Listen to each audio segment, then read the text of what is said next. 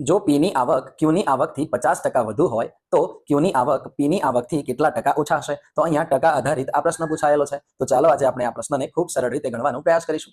તો અહીંયા અપૂર્ણાંક સ્વરૂપ દર્શાવવું પડે. અપૂર્ણાંક સ્વરૂપ દર્શાવીશું તો આપણો જવાબ મળી જશે. તો પી ની આવક છે તે ક્યુ ની આવકથી 50% વધારે છે. 50% વધારે છે તો આવી રીતે લખી શકાય કે 100% એટલે કે 150 વધારે 150 વધારે. તો આવી રીતે દર્શાવી શકાય કે 150 વધુ.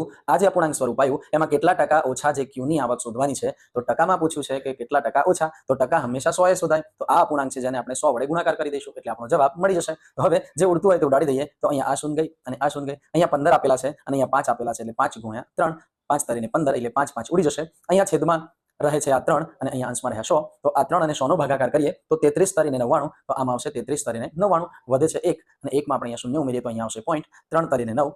પાછો અહીંયા 10 માંથી 9 જશે એટલે 1 વચ્ચે ફરી શૂન્ય મૂકીશું એટલે 3 તરી 9. આમ 3 આવતા જશે એટલે આપણો સમથિંગ આપણો જવાબ થઈ જાય કે 33.33%. તો આમ કહી શકાય કે જો પી ની આવક ક્યુ ની આવકથી 50% જો વધારે હોય તો ક્યુ ની આવક પી